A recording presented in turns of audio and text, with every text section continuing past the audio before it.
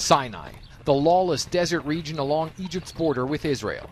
Would-be African migrants who try to get through Sinai to a better life in Israel are often held captive and abused by Bedouin gangs.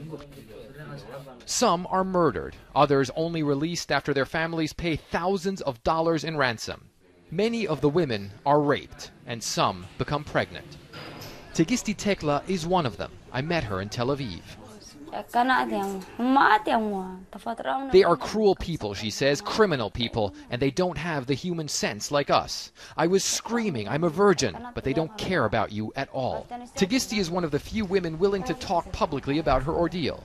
Tegisti's rapist made her pregnant, and after she made it to Israel, she had an abortion. I would suffer all my life because I would have had a son or a daughter without a father, she says. That's why I decided not to have the baby. There are hundreds of cases like Tegisti's. Some women who become pregnant from rape give birth while in the captivity of people smugglers. A human rights group provided us with this picture of then 5-month-old Cecilia, born inside a Bedouin torture camp. After she was released, her mother told the organization that the trafficker who fathered Cecilia tortured the child, inflicting burns that reached her skull bone to pressure relatives into paying a ransom. Cecilia's wounds were finally treated in a hospital in Egypt. While in Sinai, I met Sheikh Mohammed Abu Bilal, a powerful tribal leader who has started to fight back against the human traffickers.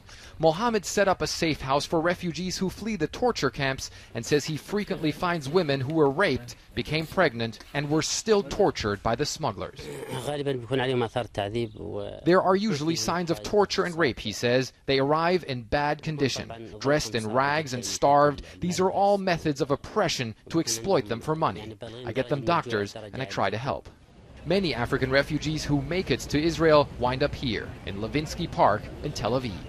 An aid group helping the migrants says a lot of women request abortions after becoming pregnant in captivity, but very few will talk about it. Women say that they will not get any support from their community if they are victims of rape, so they will keep completely silent about it so that they're not ostracized, even more so if they're pregnant. Women like Tegisti Tekla are the exception, coming forward, making their misery public in the hope of saving others from suffering the same fate in the Sinai desert. Fred Pleiken, CNN, Tel Aviv.